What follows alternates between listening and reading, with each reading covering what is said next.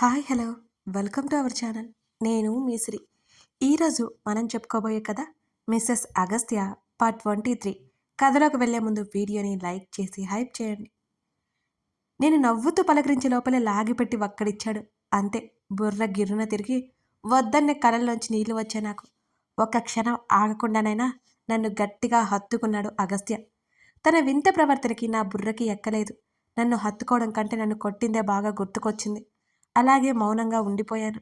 అంతకంతకు చుట్టేస్తున్నాడు నన్ను. ఎప్పటికో నా నుంచి విడివడి, ఏమాత్రం సెన్స్ లేదు నీకు అని గట్టిగా అరిచాడు. అయినా నేను మాట్లాడలేదు. తను కొట్టిందే పదే పదే గుర్తొస్తుంటే కన్నీళ్లతో చూశాను తన వైపు. కేవలం కన్నీళ్లు మాత్రమే కాదు, బాధ, కోపం, అసహనం అన్నీ కలిపిన లుక్స్ విసిరాను.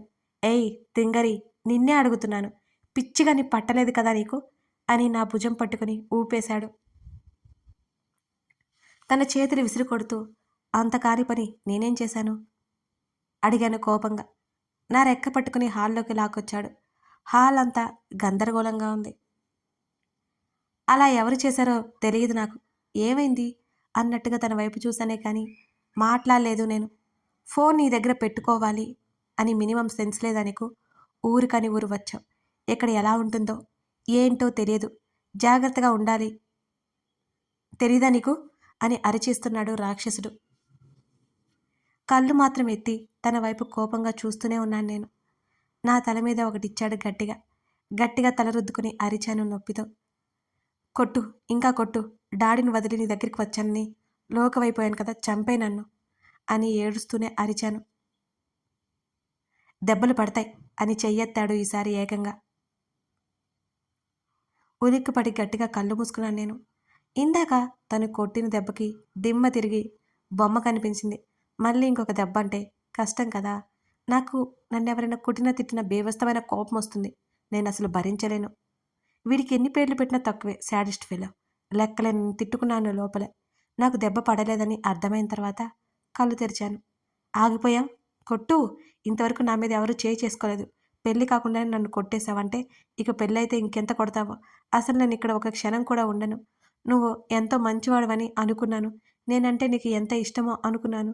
నా మీద నీకు ఏమాత్రం ప్రేమ లేదని అర్థమైంది అని ఏడుస్తూనే ఇంకా గట్టిగా అరుస్తూ తనేదో చెప్పాలి అనుకుంటున్నాడు కానీ అవకాశం ఇవ్వలేదు నేను. గబగబా గదిలోకి వచ్చి బ్యాగ్ బెడ్ మీద పడేసి బట్టలన్నీ బెడ్ మీదకి విసిరాను, బ్యాగులో కుక్కడానికి అన్నట్టుగా. తన ముఖంలో ఎక్స్ప్రెషన్ ఏంటో అని దొంగచాటుగా తొంగి చూశాను నేను. గట్టిగా తల పట్టుకుని అసహనంగా అటు ఇటు తిరుగుతున్నాడు నా దెబ్బకి. నన్ను బ్రతిమాలడానికి కూడా రాలేదని ఇంకా కోపం వచ్చింది నాకు. ఫోన్ మోగుతుంటే నన్ను ఏమాత్రం పట్టించుకోకుండా కోపంగా మాట్లాడుతున్నాడు అగస్త్య. నేను ఇలా ఉంటే కుదరదు, కాస్త బెట్టి చేయాలి అనుకున్నది తడవుగా బ్యాగ్ సర్దేసి దాన్ని ఈడ్చుకుంటూ నేను బయటకు వచ్చాను. నేను తర్వాత చేస్తాను విజయ్ అని కాల్ కట్ చేశాడు అగస్త్య. అయినా నేనేం పట్టించుకోకుండా తలుపు దగ్గరికి వెళ్ళాను. బ్యాగ్ వదిలేసి బోల్ట్ తీస్తుంటే నా మోచేయి దగ్గర పట్టుకుని మీదకు లాక్కున్నాడు నన్ను అగస్త్య. పిచ్చా నీకు అని విసుగ్గా అన్నాడు తను. నువ్వు చేస్తున్న పనులకి పిచ్చి కాక ఇంకేం వస్తుంది, వదలండి మిస్టర్ అగస్త్య అని కోపంగా అరిచాను. చిన్నగా మాట్లాడడం రాదా నీకు? అప్పటికే చెవులకు చేతిని అడ్డు పెట్టుకున్నాడు. నాకు రాదు, అందుకే వెళ్ళిపోతున్నాను, వదిలి నన్ను అని గింజుకుంటున్నాను. ఆ బాడీ బిల్డర్ ముందు నేను ఎంత గింజుకున్నా ఉపయోగం లేకపోయింది మరి. అంతే కదా, చిరాకు తెప్పించకుండా లోపలికి పద అని అన్నాడు నా చేతిని పట్టుకుని లాగుతూ అగస్త్య. ఇప్పుడు కూడా నాకు సారీ చెప్పలేదు అని ఇంకా నాకు కోపం ఎక్కువైపోయింది. నేను లోపలికి అసలు రాను, వదులు, వదులు నన్ను. అసలు ఈ ఇంట్లో ఒక క్షణం కూడా ఉండను నేను. నాకు వాల్యూ లేని చోట నేను ఎందుకుంటాను? నేను మా డాడీ దగ్గరికి వెళ్ళాలి, వదులు అని ఏడుస్తూ అరుస్తున్నాను ఇంకా గట్టిగా. నా నోటిని మూసిపెట్టి దగ్గరికి లాక్కున్నాడు తను. ఇంట్లోకి వచ్చే రోజు ఏం చెప్పానో గుర్తు చేసుకో, నోరు మూసుకొని లోపలికి పద అని కసిరాడు. రాను అన్నట్టు అడ్డంగా తల ఊపాను. నా నోటి మీద నుండి తన చేతిని తీయలేకపోయాను. అంత గట్టిగా బిగించేశాడు ఇడియట్. ఏం తింటున్నాడా బాబు, ఇంత బలం ఎక్కడి నుంచి వచ్చింది నీకు ఈ మహానుభావుడికి? ఆలోచిస్తున్న నన్ను ఒక్కసారిగా భుజాన వేసుకున్నాడు అగస్త్య. మరొక చేత్తో నా బ్యాగు లాగుతూ అలాగే స్టెప్స్ ఎక్కి తన రూమ్లోకి తీసుకొచ్చి పడేశాడు బెడ్ మీదనే నన్ను. నా నడుము బాధగా మూలిగింది. దుర్మార్గుడు, జాలి లేదు కొంచెం కూడా. ఎంత గట్టిగా విసిరేశాడు నన్ను. నా బ్యాగు తీసి సోఫాలో పెట్టాడు. ఈలోపు మంచం దిగాను నేను. ఇంతకుముందు నా శరీరానికైన గాయాలు నొప్పి పెడుతున్నాయి నన్ను. కోపం పెరిగింది తన మీద. తలుపు వైపుకు వెళ్తున్న నా నడుము చుట్టూ చెయ్యేసి పైకెత్తేశాడు నన్ను ఒక్కసారిగా. వదులు వదులు అని అరుస్తూ అతని చేతి మీద కొడుతున్నాను. కాసేపైనా కుదురుగా ఉండవే రాక్షసి. తనకేం చేయాలో పాలుపోలేదనుకుంటా నా పాటలకి ఫీట్లకి. ముందు నన్ను వదులుతావా లేదా అని కొట్టేస్తున్నాను. ఇంకా నన్ను వదిలేశాడు. నేను గర్వపడేలోపు గోడకి లాక్ చేశాడు. తను ఊపిరి తగిలేంత దగ్గరగా ఉండగానే గుటకలు మింగుతూ చూశాను తన వైపు. దూరం జరుగు అని కోపంగా అన్నాను నేను. ఇందాకటి వరకు అరిచావు కదా, ఏది ఇప్పుడరు చూద్దాం అంటూ తన ముఖాన్ని దగ్గరికి తెగానే గట్టిగా కళ్ళు మూసుకున్నాను నేను. ముఖం మీద గాలి ఊదాడు. తెలియకుండానే విచ్చుకున్నాయి నా పెదవులు. నా మీదకు వాలినట్టుగానే నా మెడవంపులో ముఖం దాచుకున్నాడు తను. నిమిషానికి ఒకలా బిహేవ్ చేస్తాడు. తన్ని ఊరికే కాదు తిట్టేది నేను. ఏమనుకోవాలి ఇతని గురించి? నిన్ను మోయలేకపోతున్నానులే అన్నాను తన్ని దూరం తోసేస్తూ. మొహమాడానికి కూడా హత్తుకోవే అని అన్నాడు తను.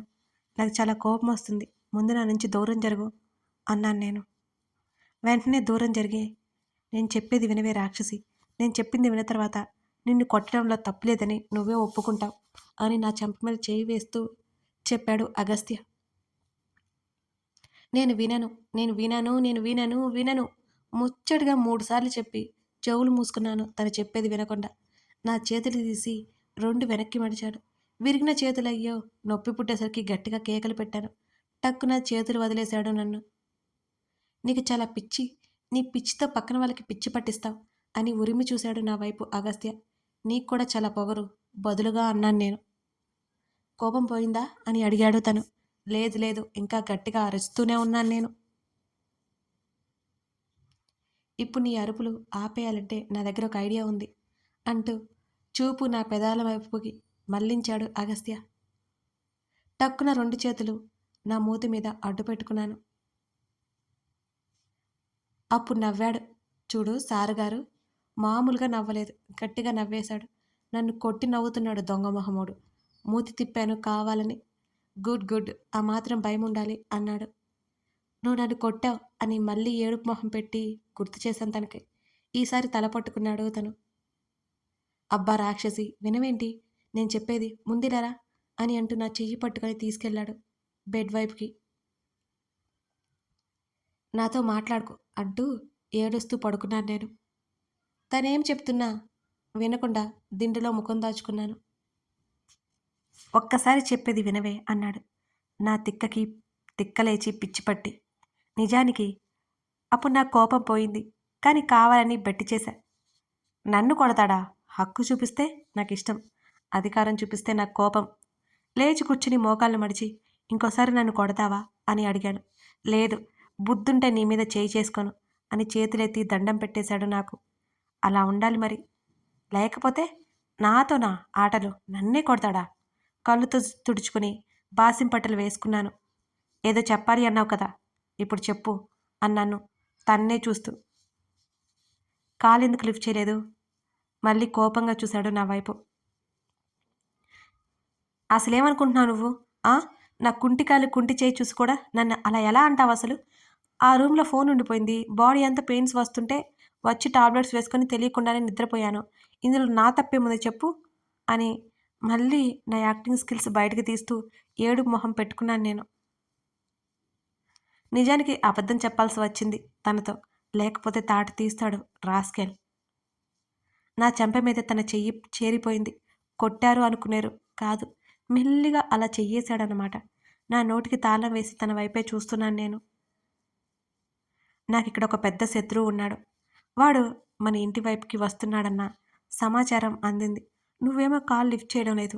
అప్పటికే వాడి మనుషులు మన హాల్ అంతా ఎలా చేశారో చూసావు కదా. నిన్నేం చేస్తారో అని భయపడిపోయాను. నీకు ఎన్నిసార్లు కాల్ చేశానో. మొట్టమొదటిసారి భయం వేసింది నాకు. అప్పటికే మన వాళ్ళు వచ్చి వాళ్ళని క్లియర్ చేశారు. నాకు కోపం రాకుండా ఎలా ఉంటుందో చెప్పు. నీకు అసలు రెస్పాన్సిబిలిటీనే లేదు అని అన్నాడు విసుగ్గా. మాట సున్నితంగానే చెప్పాడు. చివరి మాటలకు వచ్చేసరికి తనకి కోపం వచ్చేస్తుంది. నాకు అర్థమైపోయింది. ఇవన్నీ నాకేమైనా తెలుసా ఏంటి? నువ్వు వెళ్ళేటప్పుడు నాకు చెప్పాలి కదా! ఆ అక్కుపక్షి ఎవడో వస్తున్నాడని. చెప్తే నేను జాగ్రత్తగా ఉంటాను కదా! అసలే హెల్త్ కూడా బాలేదు నాకు. అలాంటిది నువ్వు నన్ను కొట్టావు. నీకు తెలుసా ఇప్పటి వరకు నన్నెవరూ కొట్టలేదు అని మళ్ళీ ఏడుపు మొహం పెట్టుకొని చెప్పాను. ఇంత పెద్ద మ్యాటర్ చెప్తుంటే నువ్వు మళ్ళీ అక్కడికే వెళ్తావేంటి? బాబోయ్! అని చిరాగ్గా చూశాడు. మ్యాటర్ ఏంటి అనేది కాదు ఇక్కడ ముఖ్యం. ఆ మ్యాటర్ ముగిసిపోయింది కాబట్టి ఇక అనవసరం అని ముఖం తిప్పుకున్నాను. నా తల వెనక చేతిని పోనిచ్చి నా తలని ముందుకు తెచ్చి అప్పటికే కోడిగుడ్డులా మారిన నా కళ్ళలోకి చూస్తూ యాక్షన్ చేస్తున్నావా అని సీరియస్గా అన్నాడు. గతుక్కుమన్నాను నేను. వెంటనే సర్దుకుని యాక్షన్ చేయాల్సిన అవసరం నాకేంటి? ఎవడో అక్కుపక్షి కోసం నన్ను కొడతావా అని అన్నాను. వాడి చేతికి చిక్కమన్న భయంలే అది అని అన్నాడు. అయినా సరే నువ్వు నన్ను కొట్టడం ఏమాత్రం నచ్చలేదు. నువ్వు నా మీద ప్రతిసారి హక్కు చూపిస్తున్నా నేనేం మాట్లాడలేదు. కారణం నీ ప్రేమ ఏంటో నాకు తెలుసు కనుక. కానీ ఇప్పుడు నువ్వు అధికారం చూపిస్తున్నావు నా మీద. ఇలాంటి ప్రేమ భరించడం చాలా కష్టం అన్నాను నేను.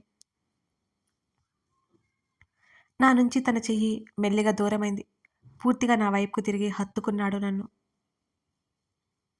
చెప్పానుగా నీకేదో అవుతోందని అనిపించడం వల్ల కాన్షియస్లో లేను నేను అని తగ్గి చెప్పాడు. ఈ ఒక్కసారికి వదిలేస్తున్నా. నెక్స్ట్ టైం రిపీట్ అయితే అసలు ఒప్పుకోను నేను. తన చుట్టూ చేతులు బిగించి చెప్పాను. తను కూడా నన్ను చుట్టేశాడు. బాగా భయపడిపోయినట్టున్నాడు. బాబోయ్! మెల్లిగా ఇప్పటికే బాడీలో ఎముకలన్నీ ఏ పార్ట్‌కి ఆ పార్ట్‌కి విరిగిపోయి ఉన్నాయి. నువ్వింకా గట్టిగా పట్టుకున్నావు అంటే పనికి రాకుండా పోతాను అని అన్నాను నేను. నన్ను దూరం జరిపి విచిత్రంగా చూశాడు నా వంక. కిక్కిక్కి అంటూ నవ్వేశాను. ఏది తిన్నగా మాట్లాడవా నువ్వు అని అన్నాడు. చూడు ఎంత గట్టిగా కొట్టావో అంటూ నా చెంప మీద పడిన తన వేలి ముద్రలని నేను చూపించాను. నా చెంప మీద తన వేళ్లతో సున్నితంగా నిమిరి తన పెదవులు తాకించాడు. కళ్ళు మూసుకున్నాను నేను. తన పెదవుల ప్రయాణం నా చెంప మీద నుండి నా మెడ మీదకి జారింది. గుటకలు మింగుతూ తన భుజాలను గట్టిగా పట్టుకున్నాను. తన పెదవులు నా మెడ మీద నుంచి కిందకి వెళుతుంటే వెంటనే నెట్టేశాను దాన్ని. తన చూపుల తేడా గమనించి బెడ్ మీద నుంచి దిగాను నేను. నేను దూరంగా వెళ్లేలోపే నా చేతిని గట్టిగా పట్టుకుని మీదకి లాక్కున్నాడు తను. తన మీద పడిపోయాను. అప్పుడు తెలియలేదు నా కుంటి చేతిలా నొప్పి. నా నడుము చుట్టూ చెయ్యేసి మరో చేత నా వీపు నిమురుతూ తన మాయలో ముంచేశాడు. సెనోరిటా పిలిచేశాడు. తన మాయలో మరోసారి పడేశాడు. నా నడుము వెనక భాగంలో డైరెక్ట్గా తన చెయ్యి నా శరీరానికి తగులుతున్న వెచ్చటి స్పర్శకి బిగుసుకుపోయాను. నా తలని తన హృదయం మీద పెట్టుకున్నాడు. తన కౌగిలిలో అలాగే ఉండిపోయాను. ఆ క్షణం నాకు బాగా నచ్చింది. నీకు తిక్క చాలా ఉంది అని అన్నాడు కాసేపటి తర్వాత.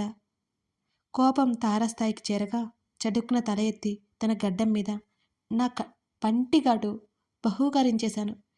ఈ మధ్య సిగ్గు అనే ఎలిమెంట్ వస్తుంది కదా, ఇప్పుడు కూడా అది వచ్చేసింది నేను ఆ పని చేయగానే. ప్లీజ్ అన్నాను తెగ సిగ్గుపడిపోతూ. ఇంకా నువ్వు అలాగే ఉంటే చాలా కష్టం. ఫుడ్ ఆర్డర్ పెడతాను, ఈలోపు ఫ్రెష్ ఎయిర్ అప్పు, బయట క్లీన్ చేయించాలి అని అన్నాడు తను. నాకొకటి చెప్పు, ఇక్కడ నీకు శత్రువులు ఎవరున్నారు అని అడిగాను నేను తన మీద నుండి లేచి పక్కన కూర్చుంటూ. డేవిడ్ అని ఒకడున్నాడులే, లోకల్గా వాడు. నా ఆఫీస్ స్టార్ట్ చేసినప్పటి నుంచి ఇష్యూ నడుస్తూనే ఉంది అని కూల్గా చెప్పాడు అగస్త్య. వామ్మో, ఫారినర్తో గొడవ పెట్టుకున్నావా అని నోటి మీద చేయి వేసుకున్నాను నేను. గొడవ పెట్టుకోవడానికి ఎవరైతే ఏంటి, వాడు అడ్డొచ్చాడు, నేను తప్పించాలిగా అని అంటూ బెడ్ దిగి అతను వెళ్ళిపోతుంటే కంగారుగా తన వెంట పరిగెత్తి మనం త్వరగా ఇండియా వెళ్ళిపోదామా అని అన్నాను నేను కంగారుగా. ఎందుకు, ఇక్కడ నీతో నచ్చింది నాకు, ఇండియా వెళ్తే నువ్వు ఎక్కడో ఉంటావు అని అన్నాడు తను మెట్లు దిగుతూ. మా డాడీకి క్యూర్ అయిన వెంటనే మనం పెళ్లి చేసుకుంటాం కదా, ఇక్కడ నాకు చాలా భయంగా ఉంది, ప్లీజ్ ప్లీజ్ అని బ్రతిమాలాను నేను. చూద్దాం అని అన్నాడు తను. ప్లీజ్, కనీసం 4 రోజులైనా ఉండాలి. ఇక్కడ నాకు చాలా పనులున్నాయి. నీకు బోర్ కొడితే క్రిష్‌తో బయటికి వెళ్ళు అని చెప్పేసి ఎవరికో కాల్ చేశాడు అగస్త్య. కథ కొనసాగుతోంది. ఆ పర్సన్‌కి, అగస్త్యకి మధ్య గొడవ ఏమై ఉంటుంది? వాళ్ళ వల్ల శ్రీధర్‌కేమైనా ఇబ్బంది కలగనుందా? ఇంకో 4 రోజుల్లో ఏం జరగబోతుంది? తెలుసుకోవాలంటే ఈ కథని చూడాల్సిందే. మీకు ఈ కథ నచ్చితే తప్పకుండా లైక్ చేసి కామెంట్ చేయడం మర్చిపోకండి. అప్పుడే మీకు ఈ కథ ఎంత నచ్చిందో నాకు అర్థమైపోతుంది. చేస్తారు కదూ! Thank you for watching this video.